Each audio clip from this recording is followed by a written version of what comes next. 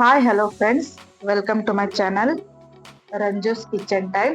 ಇವತ್ತು ನಾನು ಒಬ್ಬಟ್ಟು ಸಾರು ಅಥವಾ ಹೋಳಿಗೆ ಸಾರು ಅಂತ ಏನ್ ಕರಿತೀವಿ ಇದನ್ನ ಮಾಡೋದನ್ನ ತೋರಿಸ್ಕೊಡ್ತಾ ಇದ್ದೀನಿ. ತುಂಬಾ ಈಸಿ ಮತ್ತು ತುಂಬಾ ಬೇಗ ಮಾಡ್ಕೊಬಹುದು. ಬನ್ನಿ ಯಾವ ರೀತಿ ಮಾಡೋದು ಅಂತ ನೋಡೋಣ. ಮೊದಲಿಗೆ ಒಂದು ಕಡಾಯಿಯಲ್ಲಿ 1 ಟೀ ಸ್ಪೂನ್ ಅಷ್ಟು ಎಣ್ಣೆ ಹಾಕೊಳ್ತಾ ಇದ್ದೀನಿ. ಈಗ ಎಣ್ಣೆ ಬಿಸಿ ಆದ ನಂತರ ಅದಕ್ಕೆ 1 ಟೀ ಸ್ಪೂನ್ ಅಷ್ಟು ಕಾಳುಮೆಣಸು, ಹಾಗೆ 1 ಟೀ ಸ್ಪೂನ್ ಅಷ್ಟು ಜೀರಿಗೆ, ಒಂದು 1/4 ಟೀ ಸ್ಪೂನ್ ಅಷ್ಟು ಮೆಂತ್ಯ ಮತ್ತು ಒಂದು ಗುಂಟೂರು ಮೆಣಸಿನಕಾಯಿ. ಖಾರ ಜಾಸ್ತಿ ಬೇಕಿದ್ದಲ್ಲಿ ಗುಂಟೂರು ಮೆಣಸಿನಕಾಯಿ ಜಾಸ್ತಿ ಹಾಕ್ಕೊಳ್ಬೋದು. 4ರಿಂದ 5 ಬ್ಯಾಡಗಿ ಮೆಣಸಿನಕಾಯಿ, ಹಾಗೆ ಒಂದು ಇಡೀ ಬೆಳ್ಳುಳ್ಳಿನ ಸುಲಿದ್ಬಿಟ್ಟು ಹಾಕೊಂಡು 1 ನಿಮಿಷ ಫ್ರೈ ಮಾಡ್ಕೊಳ್ಬೇಕು. 1 ನಿಮಿಷ ಫ್ರೈ ಆದ್ಮೇಲೆ ಒಂದು ಮೀಡಿಯಂ ಸೈಜ್ ಈರುಳ್ಳಿನ ಹಾಕೊಂಡು ಈರುಳ್ಳಿ ಕೆಂಪಗಾಗೋ ರೀತಿ ಮೀಡಿಯಂ ಫ್ಲೇಮಲ್ಲಿ ಚೆನ್ನಾಗಿ ಫ್ರೈ ಮಾಡ್ಕೊಳ್ಬೇಕು. ಎಣ್ಣೆನ ಜಾಸ್ತಿ ಹಾಕೊಳಕ್ ಹೋಗ್ಬೇಡಿ, 1 ಟೀ ಸ್ಪೂನ್ ಅಷ್ಟು ಸಾಕು. ಈಗ ಅದಕ್ಕೆ ಒಂದು ಮೀಡಿಯಂ ಸೈಜ್ ಟೊಮೆಟೊನ ಹಾಕೊಂಡು 1 ನಿಮಿಷ ಫ್ರೈ ಮಾಡ್ಕೊಂಡು ಪೂರ್ತಿ ತಣ್ಣಗಾಗ್ಲಿಕ್ಕೆ ಬಿಡಿ. ಪೂರ್ತಿ ತಣ್ಣಗಾದ್ಮೇಲೆ ಇದನ್ನ ಮಿಕ್ಸಿ ಜಾರ್ಗೆ ಹಾಕೊಂಡು ಈಗ ಅದಕ್ಕೆ 2 ಟೇಬಲ್ ಸ್ಪೂನ್ ಅಷ್ಟು ತೆಂಗಿನಕಾಯಿ, ಹಾಗೆ ಒಂದು ಸಣ್ಣ ನಿಂಬೆ ಹಣ್ಣಿನ ಗಾತ್ರದ ಹುಣಸೆ ಹಣ್ಣು ಮತ್ತು ಒಂದು ಒಬ್ಬಟ್ಟಿನ ಹೂರಣ ಇಷ್ಟನ್ನ ಹಾಕೊಳ್ತಾ ಇದ್ದೀನಿ. ಹಾಗೆ ಸ್ವಲ್ಪ ಕೊತ್ತಂಬರಿ ಸೊಪ್ಪು ಹಾಕೊಂಡು ನೀರ್ ಸೇರಿಸಿ ನುಣ್ಣಗೆ ರುಬ್ಬಿಟ್ಕೊಳ್ಬೇಕು ಈ ರೀತಿ.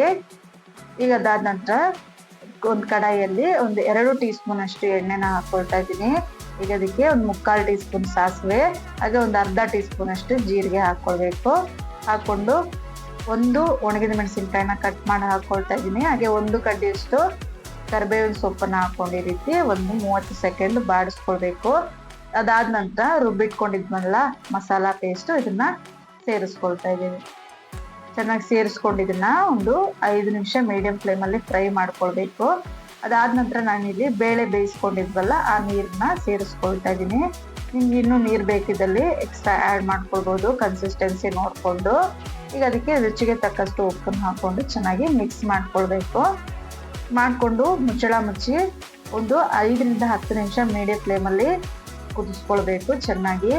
ನೋಡಿ ಈ ರೀತಿ ಕುದ್ದಾದ ನಂತರ ಫ್ಲೇಮ್ನ ಅಂದರೆ ಸ್ಟವ್ನ ಆಫ್ ಮಾಡಿದ್ರೆ ಆಯಿತು. ನಮ್ಗೆ ಇಲ್ಲಿ ತುಂಬ ರುಚಿಯಾದಂಥ ಒಬ್ಬಟ್ಟು ಸಾರು ರೆಡಿ ಆಗುತ್ತೆ. ಬಿಸಿ ಬಿಸಿ ಅನ್ನ ಮತ್ತು ಮುದ್ದೆ ಜೊತೆಗೆ ತುಂಬ ಚೆನ್ನಾಗಿರುತ್ತೆ. ಒಂದ್ಸಲ ಟ್ರೈ ಮಾಡಿ ಮತ್ತು ಹೇಗೆ ಬಂತು ಅಂತ ಕಮೆಂಟ್ ಮಾಡಿ ತಿಳಿಸಿ.